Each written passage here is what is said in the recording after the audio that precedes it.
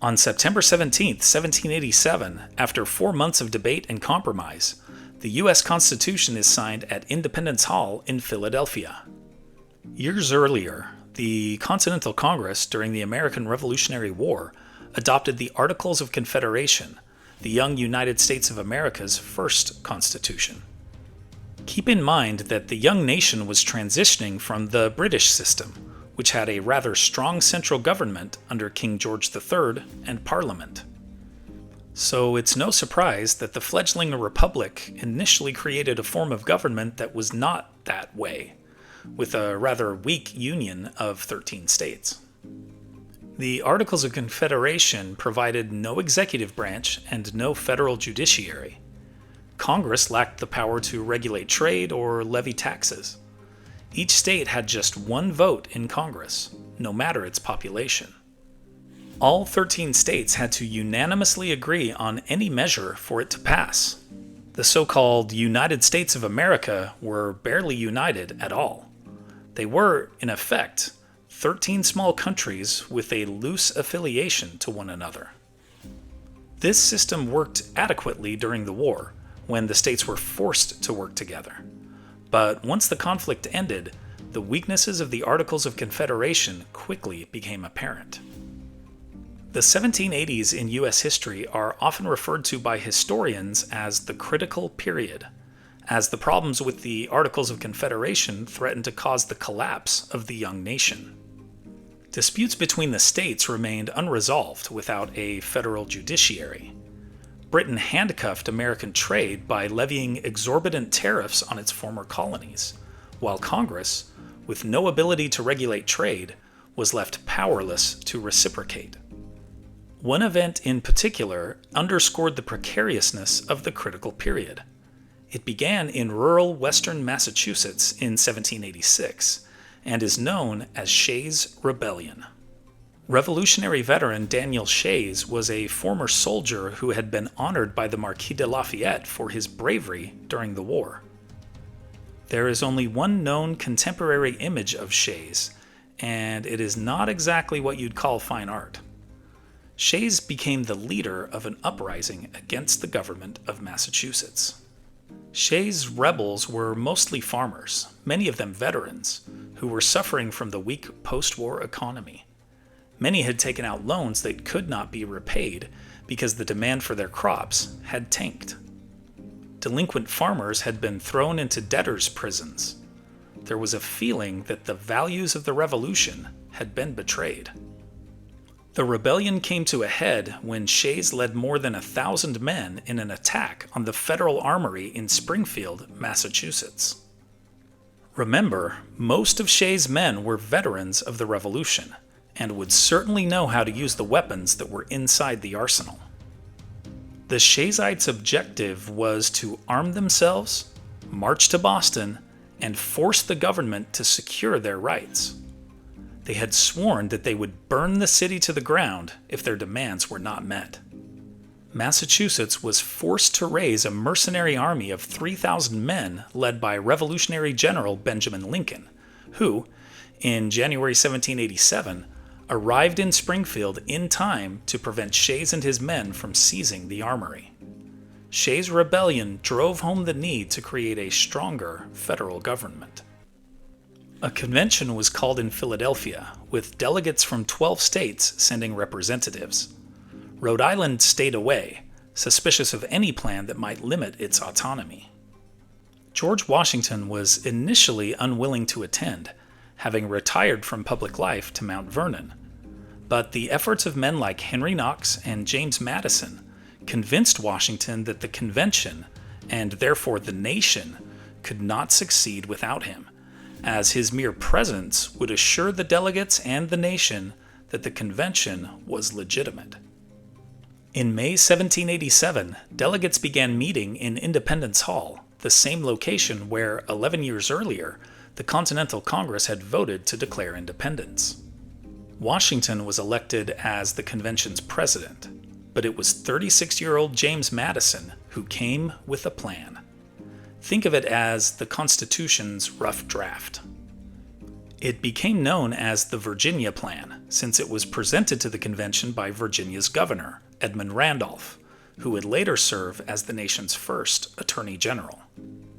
Madison used the months leading up to the Constitutional Convention to research the history of the world's governments and the ideas of the Enlightenment. Many of the books he studied came from his personal library. Others had been sent to him from France by his good friend and fellow Virginian, Thomas Jefferson. The ideas of French thinker Montesquieu were of particular importance to Madison. It was from Montesquieu that Madison got the fundamental structure for the Constitution.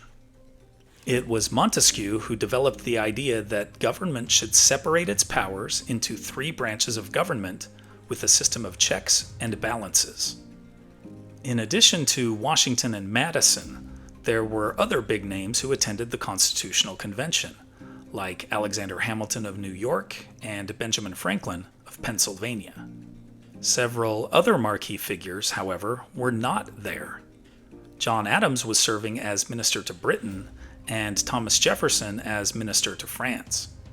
John Hancock's poor health prevented his participation. Some of the states sent their delegates with explicit instructions forbidding them from making any alteration to the Articles of Confederation. It's remarkable how swiftly Madison was able to convince those delegates not only to abandon those rules, but to outright abolish the Articles and then construct a constitution where the states gave up much of their autonomy to a strong federal government.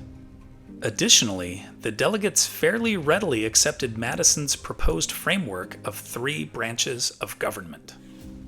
After some debate, the delegates decided on a single chief executive to be known as the President of the United States. The central conflict of the convention was representation in Congress. Would it be as it had been, where each state had an equal number of votes, or would it be based on population? Madison and the delegates from the large population states pushed for proportional representation, while the small state delegations insisted they would not confederate unless representation remained equal for each state. Things were soon at an impasse. It was Roger Sherman of Connecticut who proposed the bargain that saved the convention. This so-called Great Compromise stipulated that Congress would have two houses. An upper house, known as the Senate, would have 2 members per state. This appealed to the small states. The large states, on the other hand, got what they wanted in Congress's lower house, where membership would be determined by population. Slavery played a major part in other important compromises at the convention. The Slave Trade Compromise postponed any possibility of a federal limit to slavery for 20 years.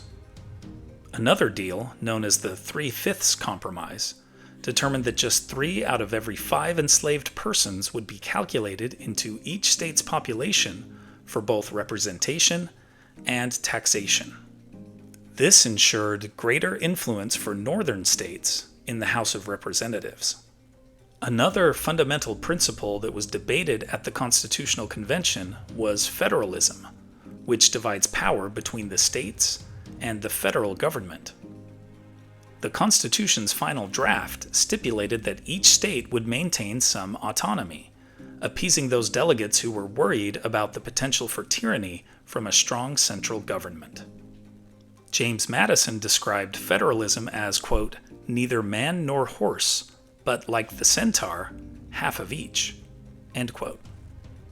On that final day, on September 17, 1787, 42 of the 55 delegates who had attended the Constitutional Convention remained in Philadelphia. Delegates from 11 states voted in favor of the Constitution. 2 of New York's 3 delegates had left the convention in protest. New York was, therefore, ineligible to vote since the rules required that at least 2 of the state's delegates be in the city. Only Alexander Hamilton remained. Although he couldn't vote, Hamilton was still permitted to sign the document on behalf of his state. Rhode Island, remember, boycotted the proceedings. It should come as no surprise that Rhode Island ended up being the last of the 13 states to ratify the Constitution. There were some surprises on that final day, as 3 delegates, Elbridge Gerry of Massachusetts and George Mason and Edmund Randolph of Virginia, refused to sign. Mason cited the lack of a Bill of Rights as his primary reason for refusal. He went so far as to say he'd sooner cut off his right hand than sign the document without a Bill of Rights. Mason had, in fact, written Virginia's Declaration of Rights back in 1776. His stand was a major factor in pushing Congress to later amend the Constitution by adding the Bill of Rights, which were written by James Madison. There is a monument to Bill of Rights advocate George Mason in Washington, D.C., located on the tidal basin between the Jefferson and FDR memorials. The signing of the Constitution, however, did not ensure its adoption. The states needed to ratify the document for it to become the law of the land. Once 9 states had approved the Constitution, it took effect and federal elections followed, with George Washington winning every electoral vote to become the nation's first president in 1789. James Madison was elected to the U.S. House of Representatives from Virginia. Of the 55 delegates who attended the convention, 39 signed the Constitution. Life-size bronze sculptures of each signer can be found today at the National Constitution Center in Philadelphia. Mrs. Lewis and I visited Philadelphia in March 2025. Signers Hall was one of our favorite stops. It was a profound experience to stand in the presence of these framers of the Constitution. As you would expect, George Washington commands the room.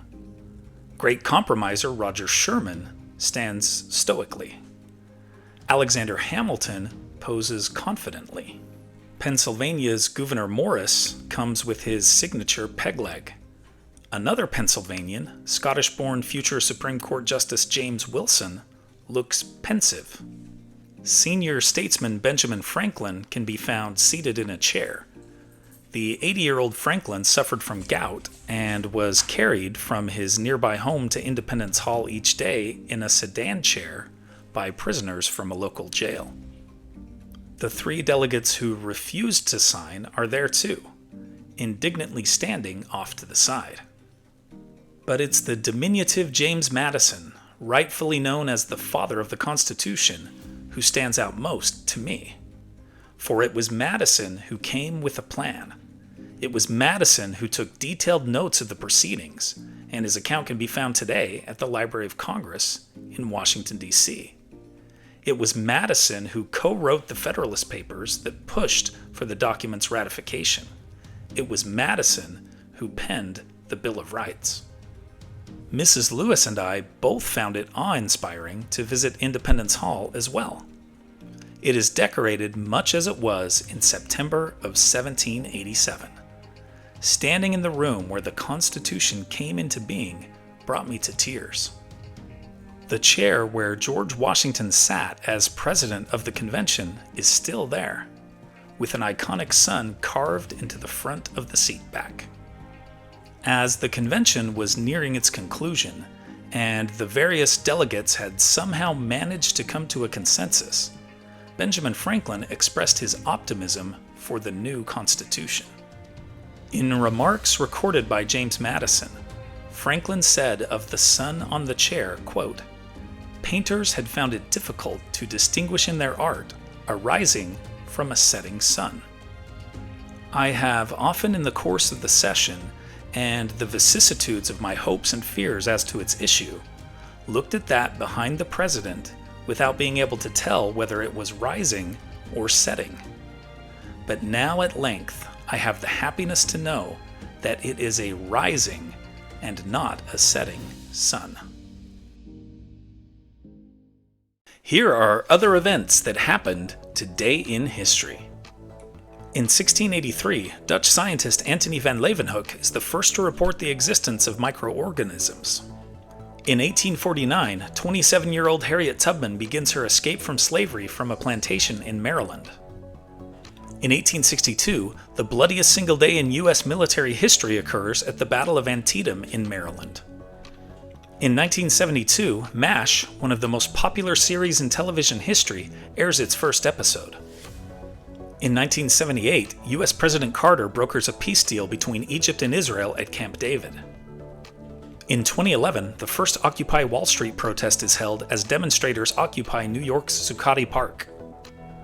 In 2024, hundreds of pagers used by Hezbollah militants explode near simultaneously in Lebanon and Syria.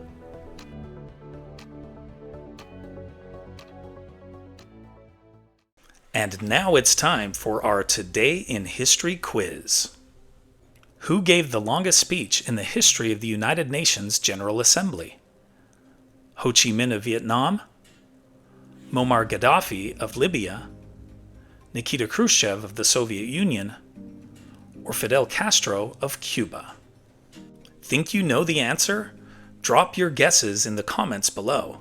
Find out if you're right next time on Today in History. You made it through Today in History. Nice work. Now treat yourself. Click the video on the right for what happened yesterday in history. Still can't get enough? The link on the left's got the whole playlist buffet. Want to make history a daily habit? Click my face in the middle to subscribe.